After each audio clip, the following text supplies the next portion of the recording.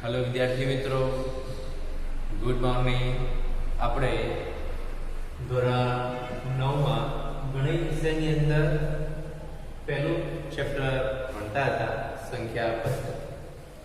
એમાં છેલ્લે આપણે કંઈક આ પ્રકારના દાખલા જોયા હતા કે જેને p ભાગ્યા q સ્વરૂપમાં ફેરવવાના હતા, બરાબર ને?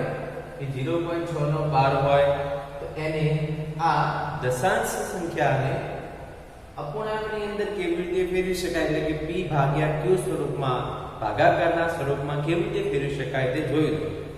તો છેલ્લે મેં યાદ રાખો આપી દાખલા હોમવર્કમાં આપેલા, શું આપેલું? હોમવર્કમાં આપેલા છે, બરાબર છે ને? કયા દાખલા? 0.6 નો 12 અને 0.4 7 નો 12। અહીંયા આ 12 બંને સંખ્યા ઉપર છે અને 7 ઉપર જ છે, બરાબર છે? એ ઉદાહરણ નંબર 9 જેવું છે।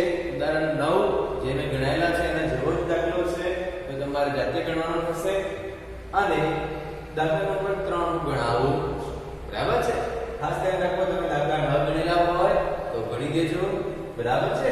દાખલા નંબર 3 ગણાવો। જો 0.001 નો 12 દેખાય છે? 12 નો મતલબ શું કે 001 સંખ્યા શું થાય છે? અનંત સુધી પુનરાવર્તન થાય છે। આ સંખ્યાનું શું થાય છે? અનંત સુધી પુનરાવર્તન। તો સમજો જે આપેલી સંખ્યા છે એને શું ધારી લેવાના? x તરીકે ધારી લેવાના, મેં તમને શીખવ્યું છે। તો ચલો ધારો કે x બરાબર કઈ સંખ્યા છે આપણી જોડે? કે 0.001 એનો શું છે? 12। હવે આપણે 12 કાઢી દેવાનું માટે કે x બરાબર 0.12 દૂર કરી દઈએ એટલે કે 001 001 અનંત સુધી ચાલ્યા કરે છે, બરાબર? 001 001 અનંત સુધી જશે। આ શું થઈ ગયું? સમીકરણ નંબર 1 આપી દો અને સમીકરણ નંબર 1 એનો આપણે ઉપયોગ કરવાનો છે નીચે, માટે 1 નંબર આપી દીધો છે। ચલો હવે બંને બાજુ કેટલા વડે ગુણવાન થશે? કે 3 સંખ્યાઓ પુનરાવર્તન થાય છે। કેટલી સંખ્યાઓ? 3 સંખ્યાઓ। તો બંને બાજુ કેટલા વડે ગુણવાન થશે? 1000 વડે ગુણવાનું થશે। બે સંખ્યા જો પુનરાવર્તન થતી હોય તો 100 વડે, ધારો કે ચલો અહીંયા એક સંખ્યા પુનરાવર્તન થાય છે, કેટલા વડે બંને બાજુ ગુણવાના થશે? 10 વડે ગુણવાના થશે।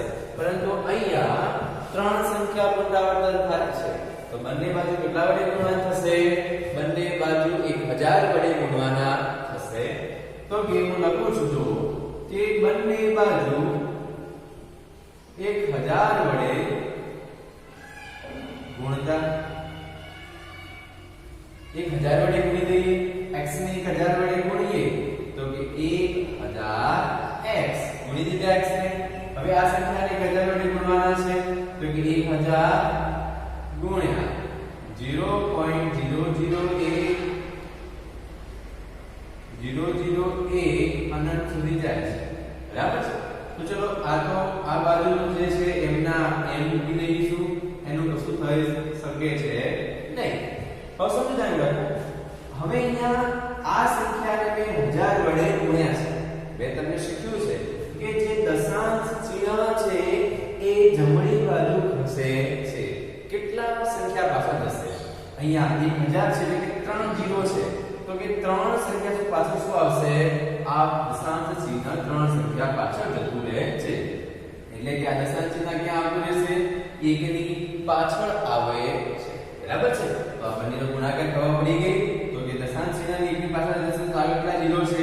1 2 3 0 છે 1, અને આ દશાંશ ચિહ્ન હવે ક્યાં મૂકવાનું છે? અહીંયા મૂકીશું। પાછળની જે સંખ્યા છે એમના m લખી દઈશું, બરાબર છે ને? આ બંનેનો ગુણાકાર જવાબ કેટલો આવ્યો? 8 લેવાય, બરાબર?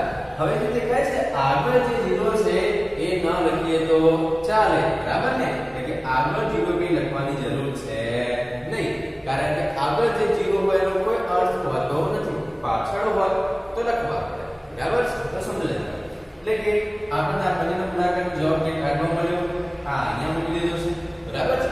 હવે શું કરવાનું છે કે આપણી પદ્ધતિ પેલા ગુણવાના હતા 100 10 કે 1000 વડે, હવે બંને બાજુ x બાદ કરવાનો। બીજી રીત શું હતી?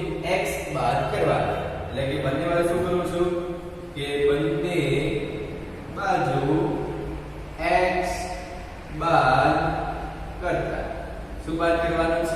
બાદ કરીએ તો 1000 x માઈનસ x 1000 માંથી કેટલા બાદ કર્યા 1x બાદ કર્યા એવી રીતે જ 1.008 અનંત સુધી માંથી પણ કેટલા બાદ કરીશું x બાદ કરીશું 1000x માંથી 1x જશે તો કેટલા વધશે 1000 માંથી 1 જાય તો 999 x વધશે બરાબર ને 1000 માંથી 1 જાય તો 999 x વધશે બરાબર જો હવે આ સંખ્યામાંથી x આપણે બાદ કરી શકતા નથી x બરાબર આપણી જોડે કિંમત છે દેખાય છે x બરાબર આપણી જોડે કિંમત છે તો x ની કિંમત મૂકી દો પછી બાદબાકી થઈ શકશે તો હું મૂકી દઉં 1.008 અનંત સુધી છે ઓછા x ની કિંમત મૂકી દઈએ જો 0.008008 ક્યાંથી લાયા તો કે 1 પરથી ક્યાંથી લાયા 1 પરથી દેખાય છે 1 નો શેના માટે લખ્યું તો સમીકરણ 1 પરથી લખ્યું છે બરાબર ચલો હવે બાદબાકી કરી લઈએ 999x બરાબર હવે ચલો આ બંનેની બાદબાકી કરતા મેં પહેલા શીખવાડેલી છે ફરી એકવાર શીખવાડેલો પોઈન્ટ ની નીચે પોઈન્ટ આવો જોઈએ એટલે કે જો આ સંખ્યા હું લખી દઉં પહેલા 1.008 અનંત સુધી જાય છે અને આ સંખ્યા પોઈન્ટ ની નીચે પોઈન્ટ પહેલા કઈ સંખ્યા છે 0 છે અને પોઈન્ટ પછી કઈ સંખ્યા છે 0.008 અનંત સુધી બરાબર છે જો હવે તમને દેખાય છે કે પોઈન્ટ પછી સંખ્યાઓ બધી કેવી છે સરખી જ છે દેખાય છે 001 આ પણ 001 અનંત સુધી થશે ફરીથી લખવું તો લખી શકાય ને અહીંયા 001 કેમ અસંખ્ય સુધી જાય છે અનંત સુધી જઈ શકે છે એની એ જ સંખ્યા એટલે જો ઉપરની જે બધી સંખ્યાઓ કેવી છે સરખી છે તો બાદબાકી કેવી થશે બધાની 0 થશે પોઈન્ટ આવી ગયો તો પોઈન્ટ મૂકી દઈએ 1 માંથી 0 જશે તો કેટલા વધશે 1 વધશે એટલે કે આ બંનેની બાદબાકીનો જવાબ કેટલો આવ્યો 1.000 હવે પોઈન્ટ પછી દેખાય છે પોઈન્ટ પછી 0 હોય તો એનો કોઈ અર્થ છે નહીં એટલે કે સમજો કે એનો જવાબ કેટલો કહેવાય એક જ કહેવાય એક પોઈન્ટ પાછળ તમે 1000 લીધો મૂકો તો એનો કોઈ અર્થ છે નહીં પોઈન્ટ ન મૂકેલો હોય તો એનું મૂલ્ય શીખવાનું 0 નું બરાબર છે એવી રીતે આગળ પણ કોઈ 0 નું મૂલ્ય છે એટલે કે આ બંનેની બાદબાકીનો જવાબ કેટલો મળ્યો આપણને 1 મળ્યો તો બંનેની બાદબાકીનો જવાબ કેટલો મળ્યો 1 લખી દીધો x ને સૂત્રનો કરતા કરો તો કે x કેટલા કરવાના છે 999 નો ગુણાકારમાં છે આ બને છે તો ભાગાકારમાં આવશે 1 ભાગ્યા 999 હવે આપણે x ની જગ્યાએ શું લખી દેવાનું કે p ભાગ્યા q બરાબર શું p ભાગ્યા q બરાબર જે જવાબ આવ્યો લખી દેવા 1 ભાગ્યા 999 આ મળી ગયો આપણને જવાબ બરાબર છે આટલો દાખલો ગણવાનો છે ખાસ ધ્યાન રાખો પરીક્ષામાં આવો એક દાખલો ચોક્કસ પૂછાય છે બરાબર છે એટલે તમારે ખાસ ધ્યાન રાખીને આવા દાખલા ગણવાના છે હવે શું ધ્યાન રાખો કે 1.3 ના મેં જે દાખલા ગણાયેલા છે એના સિવાયના તમારે બધા દાખલા હવે જાતે ગણવાના છે બરાબર 1.3 ના બધા દાખલા તમારે હવે હોમવર્કમાં ગણવાના છે મેં બધા જ દાખલા મોટા ભાગે ગણાયેલા જ છે એના જેવા દાખલા છે બરાબર છે 1.3 આખું હોમવર્કમાં લખવાનું છે કયા મેં દાખલા ગણાયેલા જો એક તો દાખલા નંબર 3 ની અંદર ત્રીજો દાખલો બનાવ્યો છે અને એક દાખલા નંબર 1 ની અંદર દાખલા ગણાયેલા છે દાખલા નંબર 1 ની અંદર 3 દાખલા ગણાયેલા છે દાખલા નંબર 3 ગણાયા બીજા બધા તમારે જાતે ગણવાના છે બરાબર ચલો હળો હવે આપણે ઉદાહરણ નંબર 10 તરફ જઈએ જો ઉદાહરણ નંબર 10 રકમ શું છે પહેલા રકમને આપણે સમજી લઈએ રકમ ધ્યાન રાખો ઉદાહરણ 10 ની 1/7 અને 2/7 વચ્ચેની એક અસમય સંખ્યા શોધો અત્યાર સુધી આપણે કેવી સંખ્યા શોધી છે અસમય શોધી નથી સમય સંખ્યા શોધતા શીખ્યા છીએ હવે આપણે કઈ સંખ્યા શોધતા શીખવાનું છે અસમય સંખ્યા શોધતા શીખવાનું છે કેટલી આ બે સંખ્યા વચ્ચે કેટલી શોધવાની છે એક જ શોધવાની છે તો કેવી રીતે અસમય સંખ્યા શોધી શકાય ખાસ ધ્યાન રાખજો કેવી સંખ્યા અસમય સમય સૂત્ર મેં શીખવાડ્યું છે. તો સૌથી પહેલા શું કરવાનું? તો સૌથી પહેલા તમારે જે આપેલી સંખ્યા છે એના ભાગાકાર કરી દેવાના. ભાગાકાર એટલે કે દશાંશ ચિહ્નના સ્વરૂપમાં સંખ્યા લાવી દેવાની. તો ચલો આપણને ખબર છે, ચલો 1/7 ને દશાંશ ચિહ્નના સ્વરૂપમાં ભાગાકાર કરવો પડશે. ચલો હું ભાગાકાર કરી દઉં છું. 1/7 જો કે 1/7 બરાબર ને? 1/7 નો ભાગાકાર કરી દઈએ. આ ભાગાકાર તમારે છેલ્લે પદે કરવાનો, રફમાં કરવાનો. દાખલાની અંદર દર્શાવવાની જરૂર છે નહીં. માત્ર જે જવાબ આવે છે એ દર્શાવવાની જરૂર છે. બરાબર ને? ચલો 1/7, ચલો ભાગ ચાલશે નહીં એટલે 0 પોઈન્ટ મૂકી દઈશું. એટલે કે અહીંયા 0 મૂકી દઈશું. 0 મૂકીશું તો ઉપર પોઈન્ટ મૂકવો જરૂરી છે. ચલો 7 એકા 7, 10 માંથી 7 જશે કેટલા વધશે? 3 વધશે. હવે ભાગ નીચે આવે તો ફરીથી કેટલા મૂકીશું? 0 0 ક્યાં પડશે? નીચે ઉતારી દઈશું. કેટલા આપણે ભાગ ચાલશે? 7 ચોક 28, 30 માંથી 28 જશે તો કેટલા વધશે? 2. ફરીથી ઉપર 0 0 ક્યાં ઉતારીશું? નીચે ઉતારી દઈશું. આ 0 ક્યાં મૂકી દીધા? નીચે. કેટલા વડે ભાગ ચલાવી? 7 2 14, 7 2 14 વડે ભાગ ચલાવ્યો. 20 માંથી 14 જશે તો કેટલા વધશે? 6 વધશે. બરાબર ને? ચલો હવે ભાગ ચાલશે નહીં એટલે ફરીથી 0 મૂકીએ છીએ. આ 0 ક્યાં ઉતાર્યા? નીચે ઉતારી દીધા છે. બરાબર ને? ચલો હવે કેટલા વડે ભાગ ચાલશે? 7 8 56, 7 9 83 રહી જશે. 7 8 56 વડે ભાગ ચાલશે. બાદબાકી કેટલી થશે? 4. 60 ને 56 જશે તો 4. ફરીથી 0 મૂકીશું. ફરીથી 0 નીચે ઉતારી દઈશું. બરાબર ને? કેટલા વડે ભાગ ચાલશે હવે? 7 35,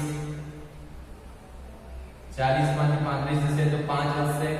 ફરીથી ઉપર 0 મૂકીશું. 0 ક્યાં ઉતારીશું? નીચે ઉતારી દઈશું. હવે કેટલા વડે ભાગ ચાલશે? સીધું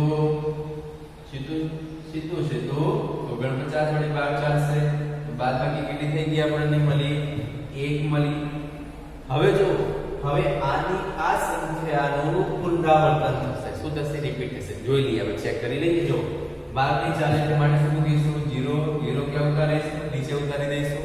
તો 7 એકા 7, તો 10 માંથી 7 એટલે કેટલા વધશે? 3 દેખાય છે. હવે ફરીથી 3 આવશે. દેખાય છે? 3 આવશે એટલે 30 મૂકીશું. એટલે કે જો કે 14 28 57, પછી ફરીથી 14 28 57, 14 28 57 પુનરાવર્તન થયા કરશે. એટલે કે કેટલા સુધી? અનંત સુધી જશે. એટલે કે આ સંખ્યાની બાદબાકી આપણે કરતા આવી. એટલે કે આનો જવાબ કેટલો મળ્યો? 1/7 નો જવાબ કેટલો મળ્યો આપણને? 0.142857. આ સંખ્યા શું થાય છે? પુનરાવર્તન થાય છે. એટલે હું શું લખી દઉં? એનો 12 લખી દઉં. દેખાય છે? સંખ્યા એની અનંત સુધી જશે. એટલે કે આનો જવાબ બની ગયો છે. હવે એવી રીતે 2/7 નો જવાબ લાવવાનો છે. કેટલાનો? 2/7 નો. તો 2/7 નો જવાબ લાવી દઈએ. 2/7 નો જવાબ લાવી દઈએ. ચલો વડો 2/7 કરી. ચલો ભાગ નહીં ચાલે. 2 છે સંખ્યા નાની છે એટલે 0 મૂકવો પડશે. 0 મૂકીશું તો ઉપર શું મૂકવો પડશે? પોઈન્ટ મૂક્યો. એના પહેલા કોઈ સંખ્યા નહીં એટલે 0. કેટલા વડે ભાગ ચાલશે? 7 2 14, 7 2 14 વડે ભાગ ચાલશે. બાદબાકી 20 માંથી 14 જશે તો કેટલા વધશે? 6 વધશે. ઉપર 0 ઉતાર્યો. 0 ક્યાં ઉતારતો? નીચે ઉતારી દઈએ. 7 8 56, 60 માંથી 56 જશે તો કેટલા વધશે? 4 વધશે. ચલો હવે ફરીથી 0 મૂકીશું. ભાગ નહીં ચાલે એટલે આ 0 ક્યાં ઉતાર્યા? નીચે મૂકી દીધા. કેટલા વડે ચાલશે ભાગ? 7 5 35 વડે ભાગ ચાલશે. 40 માંથી 35 જશે તો 5. ફરીથી ઉપર એક 0 મૂક્યો. 0 ક્યાં ઉતાર્યો? નીચે. સીધું 49, 1 વધ્યો. ઉપર 0 મૂકો. 0 ક્યાં ઉતાર્યો? નીચે ઉતારી દીધો. એટલે કે 7 એકા 7, 10 માંથી 7 જશે તો 3 વધશે. ઉપર 0 0 નીચે ઉતારી દઈએ. 7 2 14, 7 2 14. બરાબર ને? ના 7 ચોક 28 30 માંથી 28 જશે તો 2 વધશે. કેટલા વધશે? 2. હવે ભાગ નહીં ચાલે, ફરીથી 0 0 ક્યાં ઉતારીશું? નીચે ઉતારી દઈશું. 7 નું 14 દેખાય છે? 20 માંથી 14 જશે તો 6 વધશે. હવે જુઓ આનું આ સંખ્યા પાછી આવે છે. જો 28 57 14 પછી 2 આવશે, 8 આવશે, 5 આવશે, 7 આવશે. એની એ સંખ્યાનું પુનરાવર્તન થશે. જો કેવી રીતે ખબર પડે? અહીંયા 6 તો અહીંયા દેખાય છે 6 આયા હતા, 20 માંથી 14 કાઢ્યા તો 6 આયા હતા. ફરી 56 મૂકીશું, ફરીથી આ સંખ્યાનો ભાગાકાર કરવો પડશે. એટલે કે આની આ સંખ્યા શું થાય છે? અનંત સુધી જાય છે. તો આનો જવાબ આપણને કેટલો મળ્યો?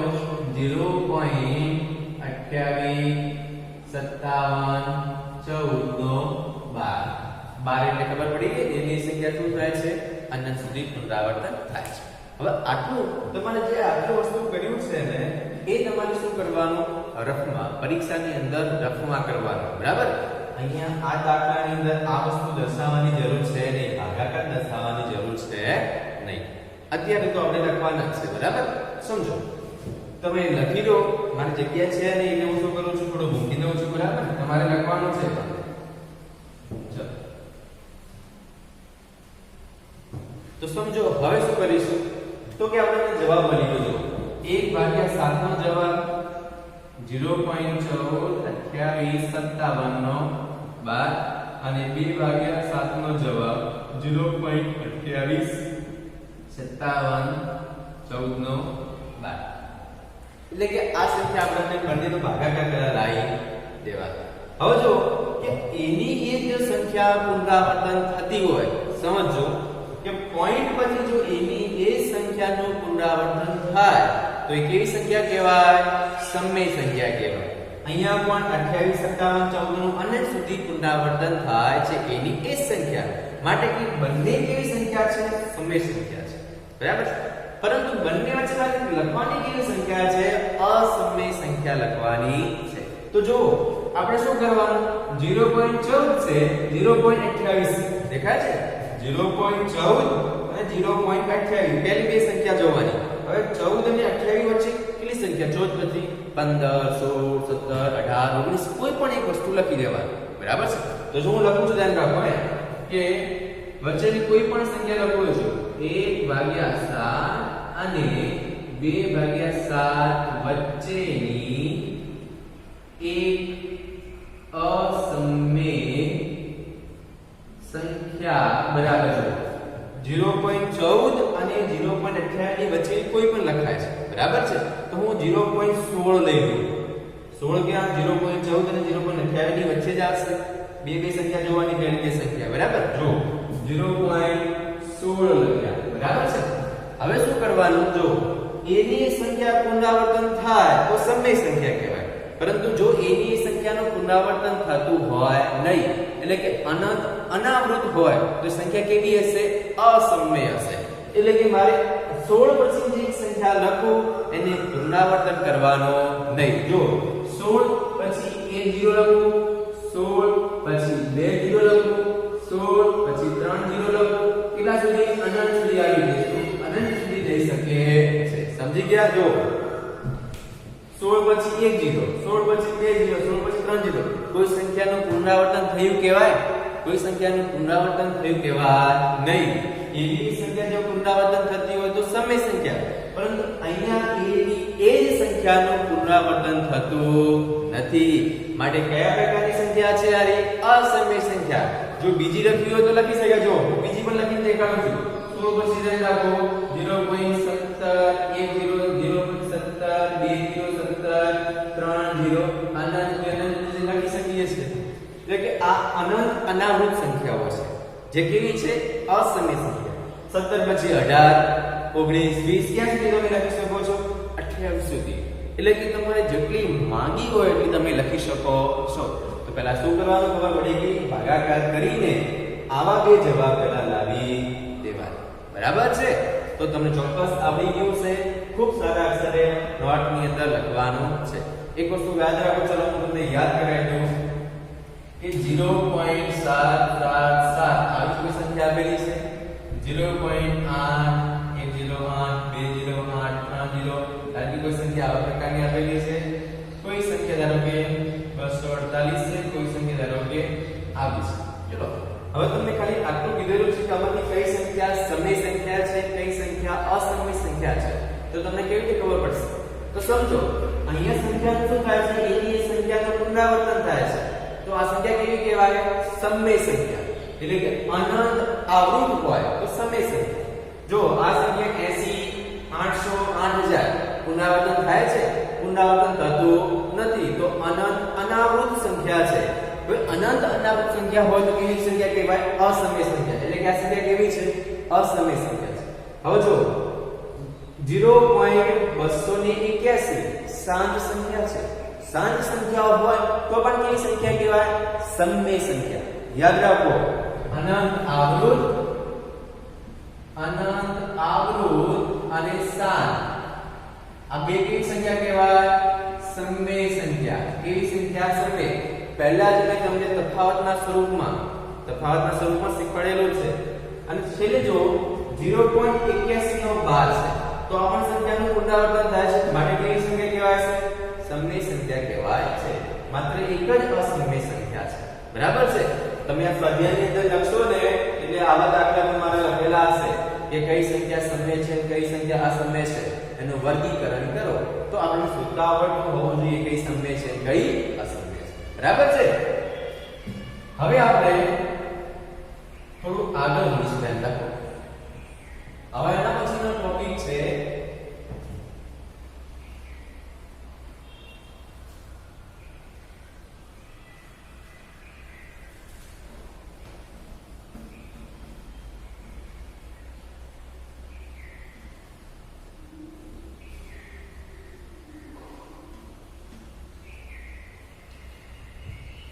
તો ધ્યાન રાખો હવે એના પછી આપણે સ્વાધ્યાય 1.4 લેવાનું છે કઈ લેવાનું છે સ્વાધ્યાય 1.4 સ્વાધ્યાય 1.4 ની અંદર જે પહેલો દાખલો છે ધ્યાન રાખો કે ક્રમિક વિપુલ દર્શિતા પદ્ધતિ જો ક્રમિક વિપુલ દર્શિતા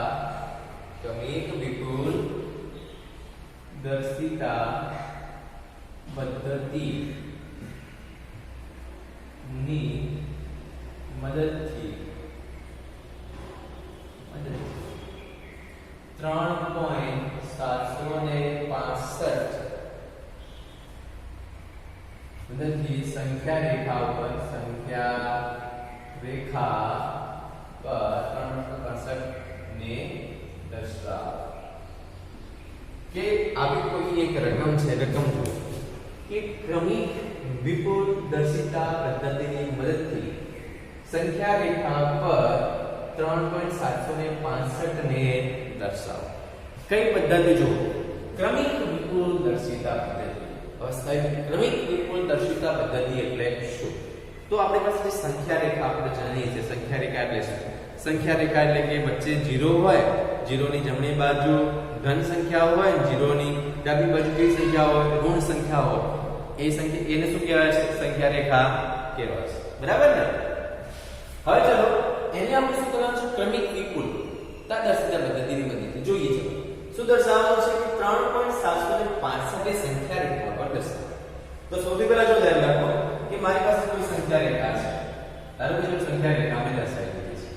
બરાબર હવે સંખ્યા રેખા પર જો ધારો કે આપણે માઈનસ સંખ્યા છે આ માઈનસ છે તો કે ઋણ સંખ્યાઓ દર્શાવવાની જરૂર છે નહીં જો 0 1 2 3 4 ધારો કે 5 દર્શાવો છો બરાબર કેમ મેં 5 ની દર્શાવી તમને ખબર પડી જશે જો કેવી રીતે કે 3.765 હવે 3.7 કોની વચ્ચે આ સંખ્યા આવે 3.765 કોની વચ્ચે હોય કે 3.7 એ 3 અને 4 ની વચ્ચે જ હોય યાદ રાખો છો 3.7 પહેલી સંખ્યા જોવાની તો જો 3.7 કોની વચ્ચે 3.7 3 અને 4 ની વચ્ચે જ હોય તો આના પછી આપણે કોઈ સંખ્યા દર્શાવવાની જરૂર છે નહીં આટલા સુધી દર્શાવ્યું તો બહુ થઈ બરાબર છે 3.7 કે 3 અને 12 ની વચ્ચે હશે તો એ બે સંખ્યાના વચ્ચેના 10 સરખા ભાગ કરવા. કેટલા સરખા ભાગ?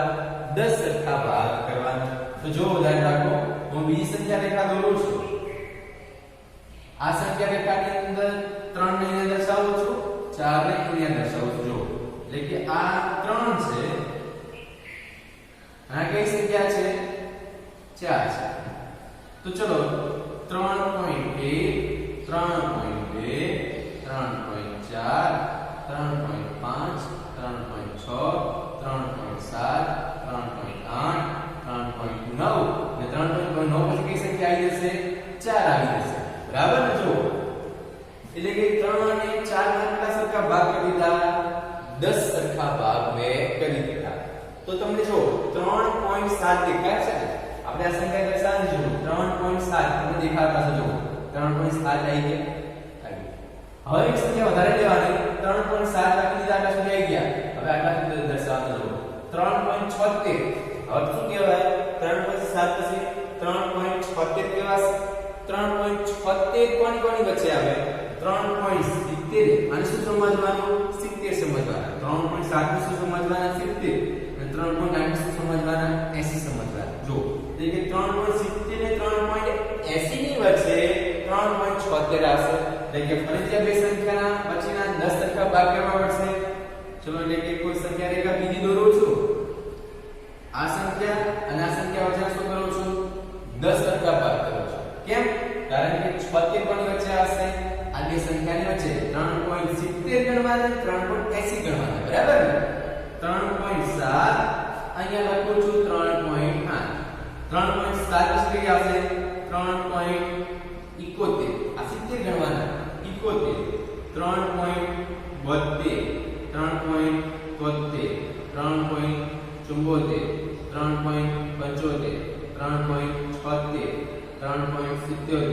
3.77 3.78 અને 3.80 થઈ ગયા.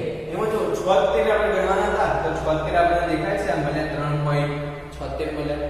હવે સંખ્યા વધારાની ઉમેરવાની 765. એક સંખ્યા લેવાની. પેલા 7 લીધા, 3.7 લીધા, પછી 3.76 લીધા. હવે 3. આખી સંખ્યા કઈ છે? 765. હવે 765 કોની વચ્ચે આવજો? 770 અને 780 ની વચ્ચે આવે તો કે ના. કોની વચ્ચે આવશે? 3.76 અને 3.70 ની વચ્ચે આવશે. 65 કોની વચ્ચે આવે? 3.765 કોની વચ્ચે આવે? કે 3.60 અને 3.70. દેખાય ને? 760 અને 770. પાછળ જીરો આપણે ગણવાના. એની બંનેની વચ્ચે કઈ સંખ્યા આવશે? 3.765 સંખ્યા આવશે. એટલે કે આ બંને સંખ્યાને આપણે શું કરીએ છીએ? 10 સરખા ભાગ કરીએ છીએ. તો 10 સરખા ભાગ કરી દઈએ. 3.76 અને 3.77 થઈ ગયા. ચલો હવે 3.76 માં કઈ સંખ્યા હશે? 3.76 એટલે કે 3.61. 760 ગણવાના તો 760 પછી 761 આવશે. 3.762 3.763 3.764 3.765 3.766 3.767 3.768 3.769 ને 70 770 થઈ ગયા.